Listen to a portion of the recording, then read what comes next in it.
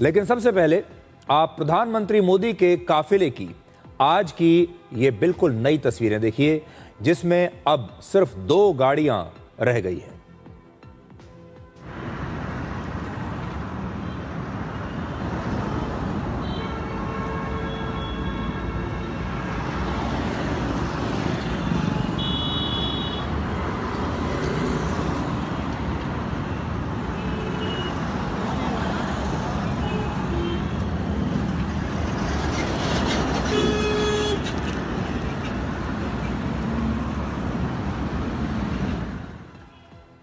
आप भी इन तस्वीरों को देखकर बड़े हैरान रहे होंगे, क्योंकि इस देश का प्रधानमंत्री इतनी सादगी से सिर्फ 2 गाड़ियों में के एक छोटे से काफिले के साथ जा रहा है। इससे ज़्यादा गाड़ियां, इससे ज़्यादा बड़ा काफिला तो हमारे देश में जो छोटे छोटे नेता होते हैं, ज़िला स्तर के नेता, उनके काफिले में इससे ज़्यादा गाड़ियां होती हैं। अब आप प्रधानमंत्री मोदी का पुराना काफिला देखिए। पहले सामान्य तौर पर इस काफिले में एस्कॉर्ट व्हीकल्स हुआ करते थे, सिग्नल जैमर व्हीकल्स होते थे, डेकॉय कार्स होती थीं और एम्बुलेंस सहित कम से कम 12 से लेकर 15 गाड़ियां प्रधानमंत्री मोदी के इस काफिले में पहले हुआ करती थीं। अब जरा पुराने काफिले की तस्वीर देखिए।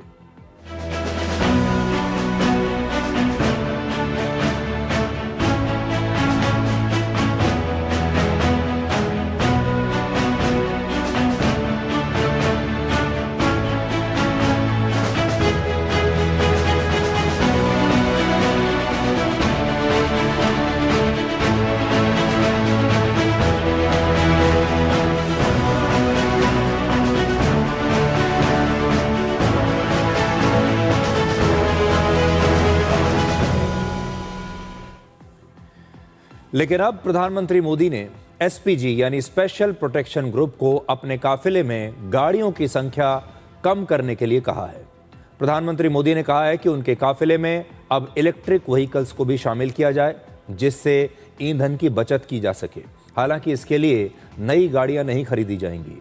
जो इलेक्ट्रिक व्हीकल्स यानी जो इलेक्ट्रिक गाड़ियां पहले से ही सरकार के पास हैं, उन्हीं का इस्तेमाल अब प्रधानमंत्री मोदी के काफिले में किया जाएगा। 10 मई को प्रधानमंत्री मोदी ने हैदराबाद में पहली बार देश की जनता से यानी आप लोगों से पेट्रोल और डीजल में बचत करने के लिए कहा था, विदेशी मुद्रा बचाने की अपील की थी और उसी दिन से उन्होंने अपने काफिले में भी गाड़ियों की संख्या कम कर दी। यानी प्रधानमंत्री मोदी ने अपने काफिले को छोटा करके पूरे देश को यही बड़ा संदेश दिया है कि वो सिर्फ जनता से ऊर्जा बचाने की अपील नहीं कर रहे, बल्कि खुद भी उसका पालन कर रहे हैं। इसे आप लीडिंग फ्रॉम द फ्रंट भी कह सकते हैं। यह इसका शानदार उदाहरण है। वैसे एसपीजी के प्रोटोकॉल के मुताबिक प्रधानमंत्री की सुरक्षा में कोई समझौता किए बिना ही गाड़ियों की संख्या कम की जा रही है। यानी ये कोशिश हो रही है कि समझौता जो है उनकी सिक्योरिटी के साथ कम से कम हो। लेकिन हमारा यह मानना है कि प्रधानमंत्री मोदी की सुरक्षा से कोई समझौता नहीं होना चाहिए। प्रधानमंत्री मोदी सिर्फ 146 करोड़ लोगों के लोकप्रिय नेता नहीं हैं, बल्कि वो भारत के सबसे मजबूत स्तंभ हैं। वो भारत के प्रधानमंत्री हैं और दुनिया के सबसे लोकप्रिय नेता भी हैं। देश के अंदर और बाहर प्रधानमंत्री मोदी के बहुत सारे दुश्मन भी मौजूद हैं। इसमें पाकिस्तान और खालिस्तान के आतंकवादी भी शामिल हैं। इससे पहले भी प्रधानमंत्री मोदी की जान पर हमला करने के लिए कई बार कोशिशें हो चुकी हैं।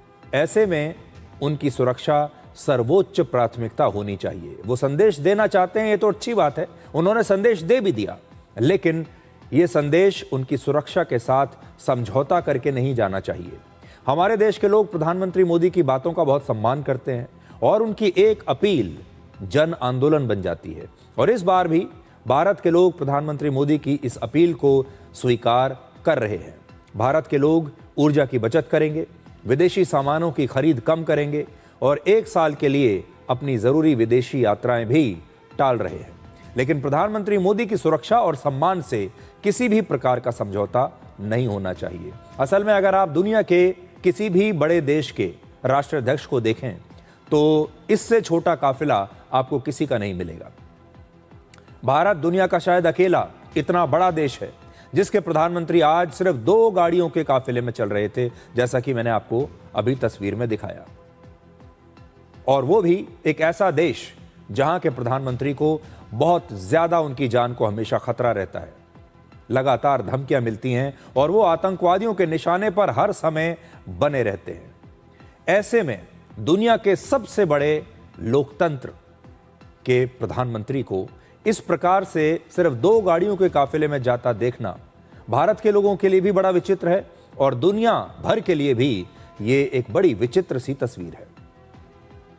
अब प्रधानमंत्री मोदी की इस अपील के बाद, अब जब उन्होंने खुद ही अपना इतना काफिला छोटा कर लिया, तो देश के गृह मंत्री अमित शाह और रक्षा मंत्री राजनाथ सहित बहुत सारे कैबिनेट मंत्रियों ने भी अपने अपने काफिले में गाड़ियों की संख्या कम कर दी है।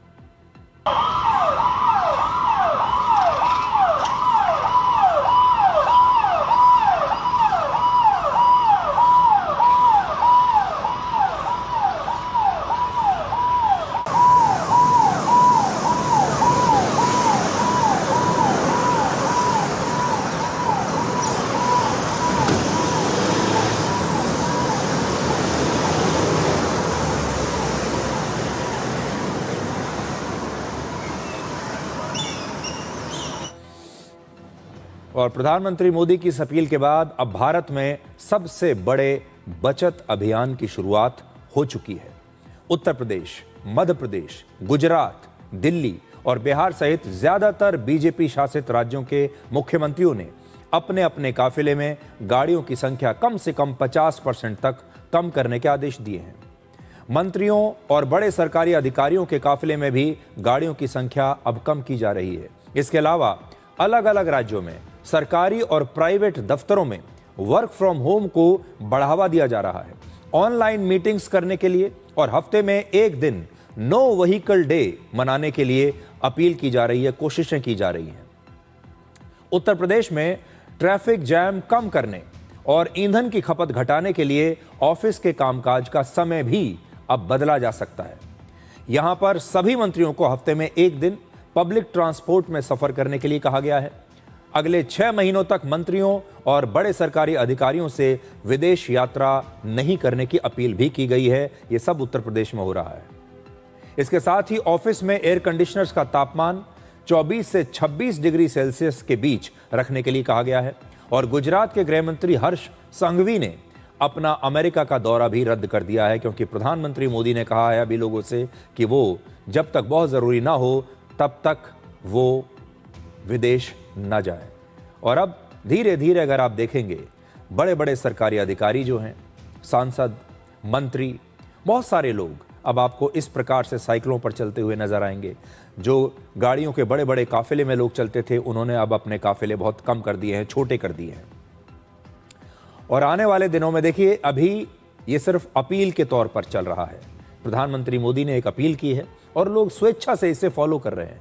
लेकिन अगर देश के सभी लोगों ने स्वेच्छा से अपने अपने जीवन में ये कटौती नहीं की, अपने अपने जीवन में ये नया अनुशासन उन्होंने नहीं अपनाया, तो फिर एक समय ऐसा भी आ सकता है कि सरकार को कोई आदेश भी जारी करना पड़े। ईरान युद्ध के शुरू होने के बाद से ही हॉर्मुज का रास्ता बंद पड़ा है, जैसा कि आप सब जानते हैं, और उसकी वजह से पूरी दुनिया में एक ऊर्जा संकट इस समय चल रहा है। जेट फ्यूल के महंगा होने के बाद आज एयर इंडिया ने लगभग 100 अंतर्राष्ट्रीय उड़ानों को अस्थायी रूप से बंद कर दिया है। इसके अलावा दिल्ली और शिकागो और दिल्ली और शंघाई के सहित 7 इंटरनेशनल रूट्स पर उड़ानों को भी अस्थायी तौर पर बंद कर दिया गया है। आज अमूल और मदर डेयरी ने देश भर में दूध की कीमतें 2 रुपए प्रति लीटर बढ़ाने की घोषणा की है। यानी अब से आपको दूध 2 रुपए प्रति लीटर महंगा मिलेगा। और दूध की ये जो नई दरें हैं, ये कल ही यानी 14 मई से लागू हो जाएंगी। तो दूध का नया रेट अब आपके सामने है। अब आपको दूध 2 रुपए महंगा मिलेगा। देखिए, अगर आप इस महंगाई से बचना चाहते हैं, अगर आप चाहते हैं कि ईरान युद्ध का कम से कम असर देश के आम लोगों पर पड़े, तो फिर देश के तमाम लोगों को अपने जीवन में यह अनुशासन अपनाना पड़ेगा। अगर देश के सारे लोग अनुशासित हो गए, सभी लोगों ने अगर बचत करनी शुरू कर दी, अपने अपने खर्चों में कटौती करना शुरू कर दिया, खासतौर पर ऐसे खर्चे जो ऐसी चीज़ों के पर होते हैं जिन्हें हम विदेश से मंगा रहे हैं, तब जाकर ऐसी स्थिति पैदा होगी कि भारत के लोगों को ईरान युद्ध का कम से कम झटका महसूस होगा।